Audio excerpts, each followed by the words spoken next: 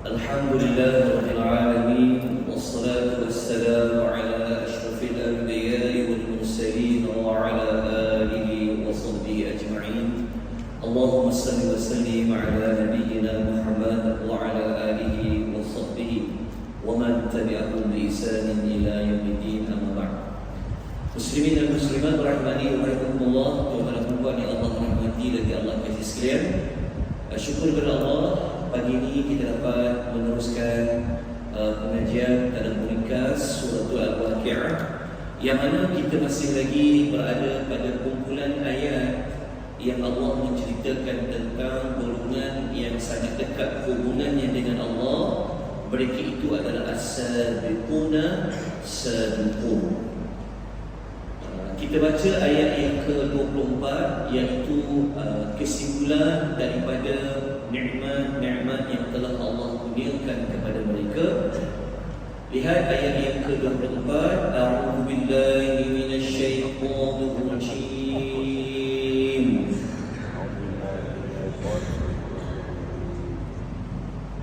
Jazaa'an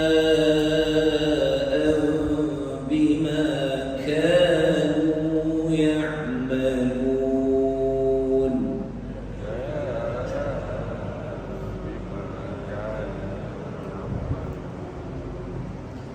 Terjemahan ayat jazaa iaitu sebagai balasan, bima bagi apa, kanu yang telah mereka ya'malun iaitu yang mereka sentiasa kerjakan. Ya'malun merujuk kepada amal-amal yang mereka sentiasa buat. Ayat ini Allah menyebut apa amal-amal yang telah mereka lakukan, itulah balasan yang Allah berikan kepada mereka.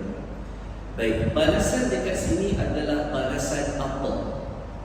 Balasan di sini kita kena rujuk kembali bermula ayat 23 sehinggalah ayat nombor 15. Jadi kalau kita ulang kembali pada ayat bermula pada ayat nombor 15 sampai nombor ayat 16 tempoh hari, kita telah mempelajari, mengetahui bahawa di antara balasan yang Allah kurniakan adalah nikmat bersenang-senang, berehat, bersantai di dalam syurga di atas surur tahta-tahta kebesaran. Kemudian balasan yang telah Allah beri sebelum ini Allah sebut adalah mendapat khadam di kalangan anak-anak muda yang mereka digelar dengan wildanun ataupun ghilmanun. Kemudian as-sabiqun ini juga mereka diberikan nikmat minuman, dan mereka juga diberikan nikmat makanan daripada buah dan juga daging burung. Dan golongan sabiqun ini mereka diberikan nikmat adanya pendamping, adanya peneman yang menemani mereka. Di antaranya adalah golongan hurul 'ain, iaitu bidadari. Jadi kesemua yang telah Allah sebutkan itu bermula ayat nombor 15 sampailah 23, itulah yang Allah nak rungkaikan pada perkataan jazaa sebagai balasan. Dalam ayat ini Allah ada memberi isyarat mereka dapat semua nikmat itu kerana mereka sentiasa ya'malun, mereka sentiasa buat amal. Amal itu amal apa? Kalau tuan-tuan masih ingat, waktu kita bincang pada ayat yang sebelum ayat nombor 15 dan 16, kalau tengok dalam nota itu, golongan as-sabiqun ini mereka ada satu pangkat yang Allah panggil mereka ulaikal muqarrabun. Kalau tengok pada ayat yang mula-mula nombor 10, nombor 11 kan, Allah mengatakan mereka ini adalah golongan sabiqun dan mereka ini adalah ulaikal muqarrabun, iaitu mereka adalah golongan yang Allah dekatkan. Jadi nak mendekatkan diri kepada Allah ini melalui jalan amal. Amal itu apa? kena rujuk balik pada nota, iaitu mereka ini membuat amal apa? Mereka buat apa yang Allah wajibkan, mereka tinggalkan apa yang Allah haramkan, mereka kerjakan juga apa yang Allah tidak wajibkan tapi Allah suka dia buat, iaitu mereka buat amal-amal sunat. Mereka juga meninggalkan perbuatan makruh sekalipun tidaklah haram untuk dilakukan, tetapi mereka mengambil kira ia tidak disukai oleh Allah. Allah lebih suka jika perbuatan makruh itu ditinggalkan, maka mereka juga mengambil jalan untuk meninggalkan. Dan golongan sabiqun ini juga mereka meninggalkan sebahagian yang harus yang Allah berikan dalam hidup mereka. Itulah amal-amal as-sabiquna sabiqun. Dari pengajaran ayat 24 ini, nombor 1, pelajaran dia adalah setiap amal baik, amal soleh, pasti akan diberikan balasan oleh Allah Subhanahu wa ta'ala. Perkataan yang itu tukar kepada pasti. Setiap amal soleh pasti diberi balasan oleh Allah Subhanahu wa ta'ala. Seperti mana Allah Ta'ala kata, jazaa'an bima kanu ya'malun. Pelajaran nombor 2 ialah balasan yang Allah akan berikan ia bersesuaian dengan amal yang kita lakukan. Kalau kita banyak buat amal, maka dia akan dapat balasan yang berbentuk nikmatnya lebih tinggi, hubungannya lebih dekat pada Allah. Kalau amalnya kurang, maka agak jauhlah hubungan dia dengan Allah. Begitulah sebaliknya, Allah memberi balasan mengikut apa amal yang dia lakukan. Kita terus kepada ayat nombor 25. Kalau baca ayat 24 tadi macam dah penutup tentang sabiqun as-sabiqun, tetapi Allah nak menyebutkan ada lagi satu nikmat lain, iaitu nikmat pendengaran, nikmat kesejahteraan dari sudut pendengaran, dari sudut kita panggil ni dipanggil nikmat. Dia panggil nikmat batin, dia panggil nikmat yang nikmat dalaman. Okey. Ayat 25 kita baca terlebih dahulu. La yasma'una fiha lagwan wala ta'thima.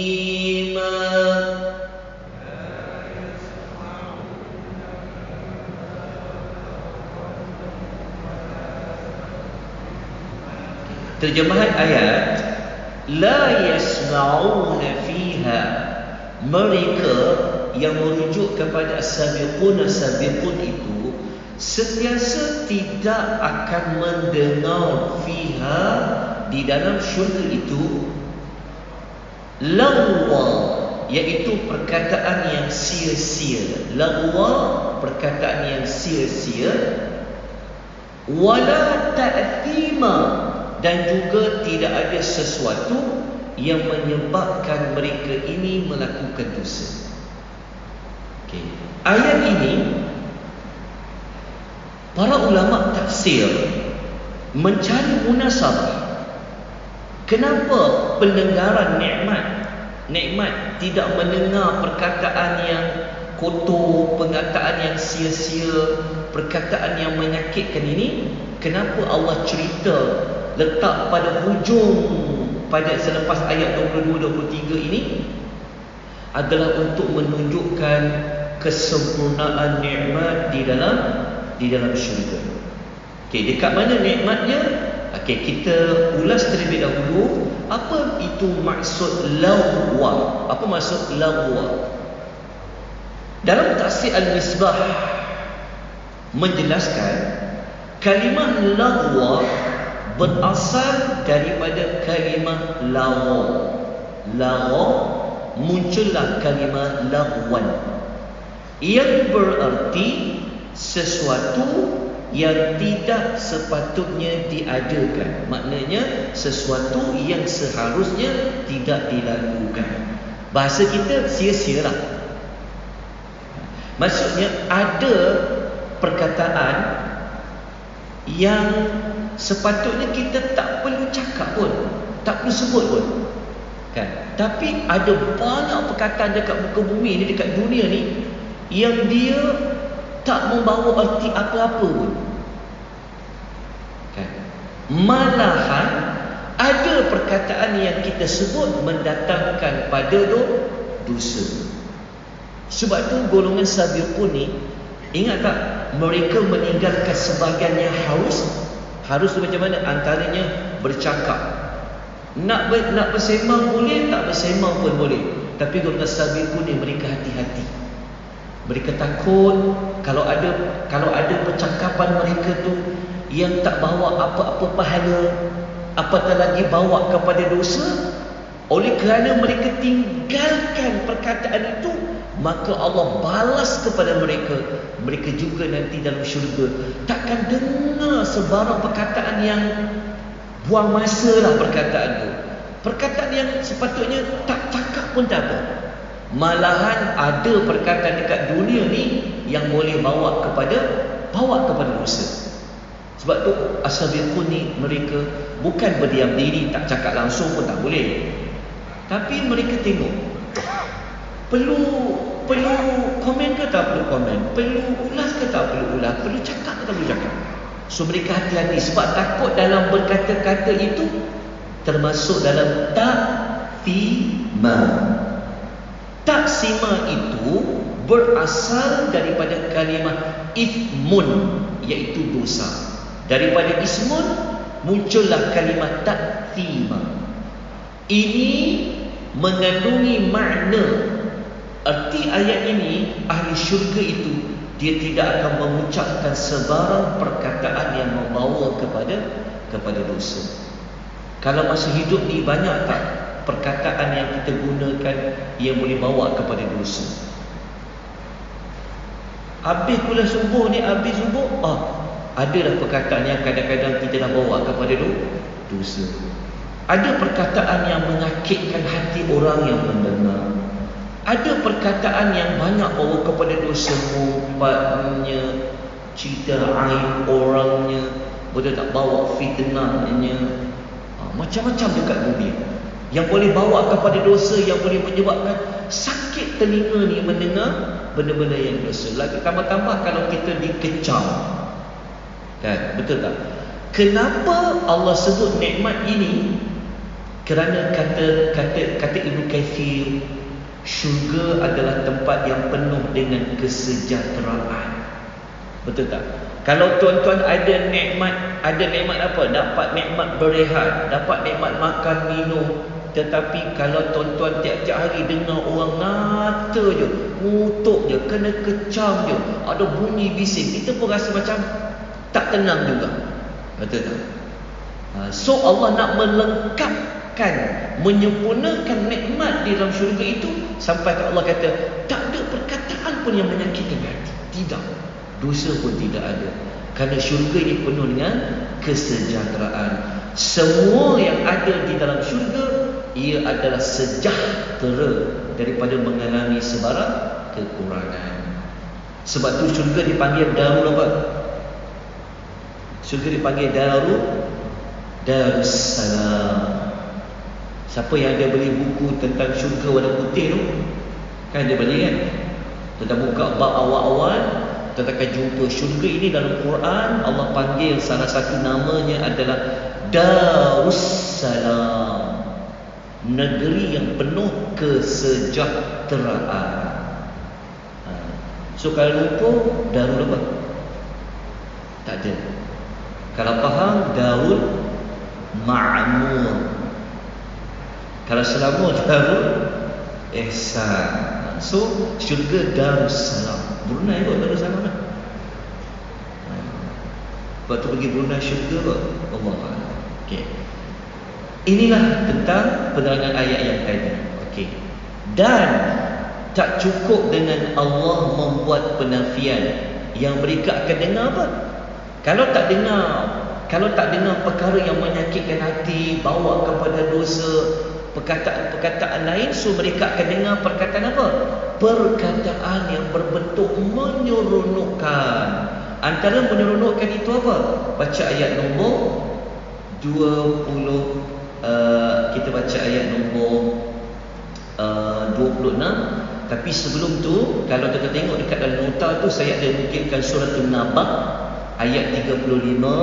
Kalau nak dapatkan jawapan, apa di antara contoh perkataan membawa kepada takfima adalah kidaba, iaitu perkataan dusta, berbohong. Baik, teruskan dengan ayat nombor 26. Illa qila salaman salama.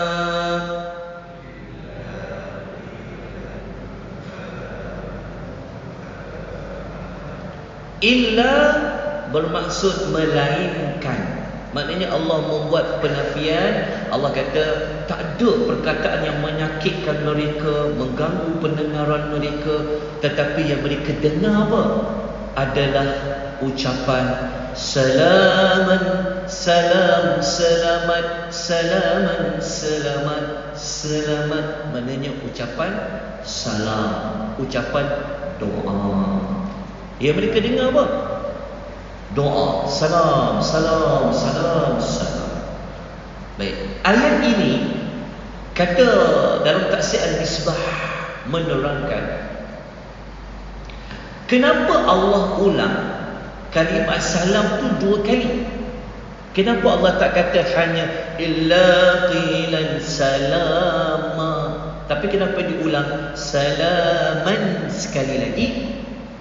Jawapannya adalah untuk membuat pengukuhan, penegasan bahawasanya ucapan salam itu benar-benar akan wujud di dalam syurga.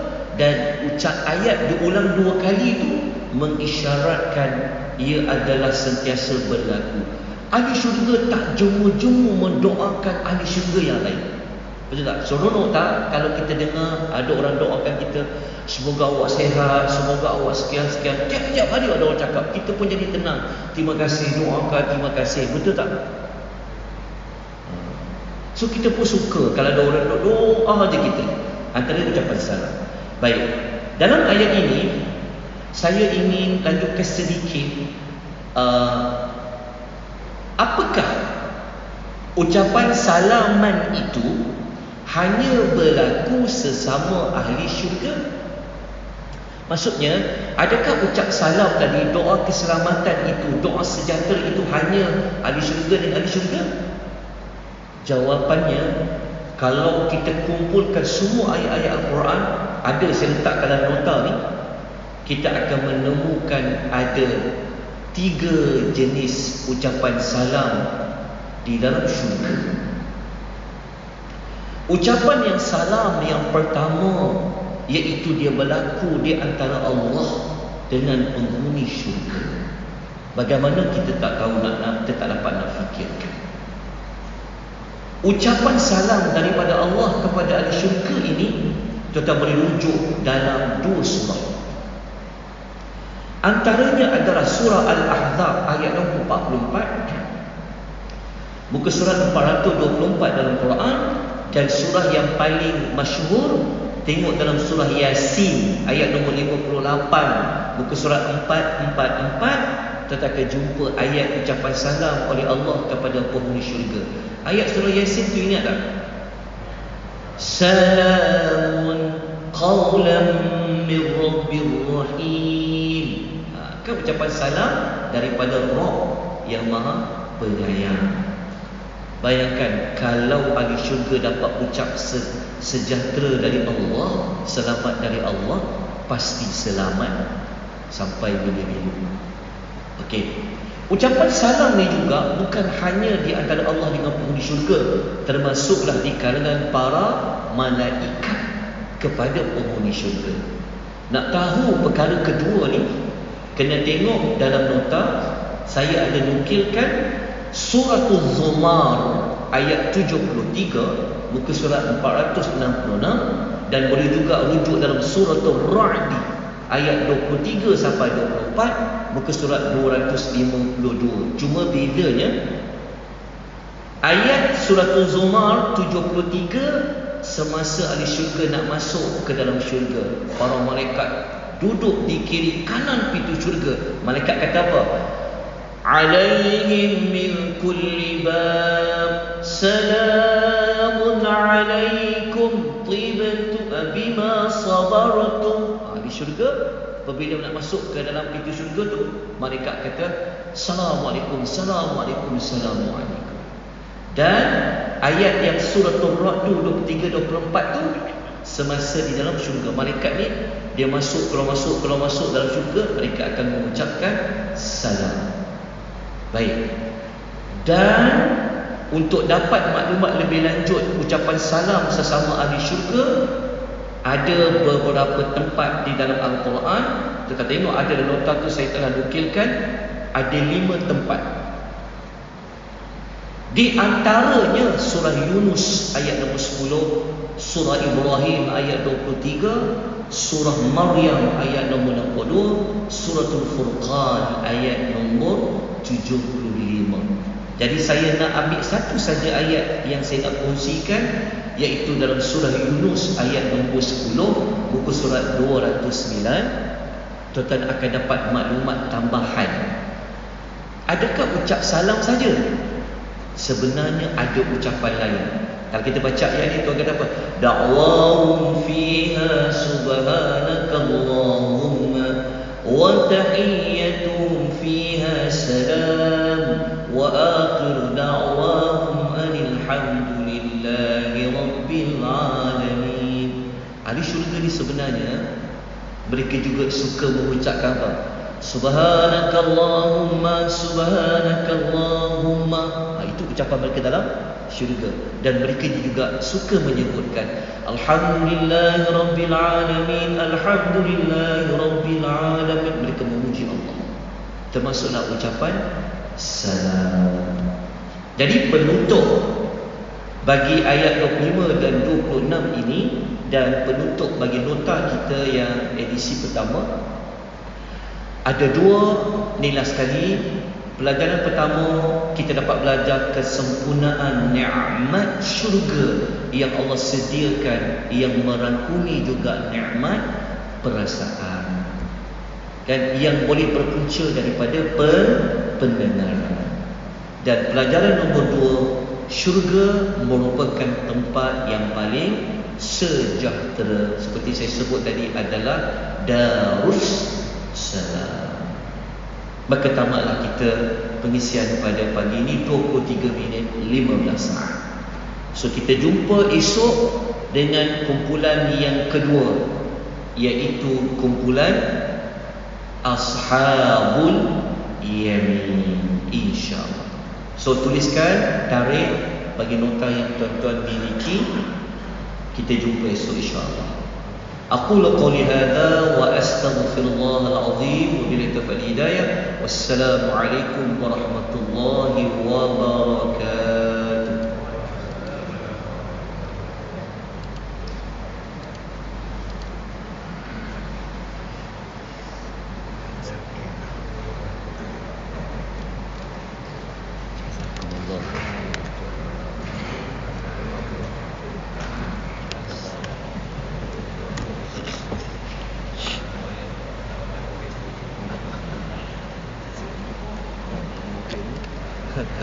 Kenapa baru set demam ni?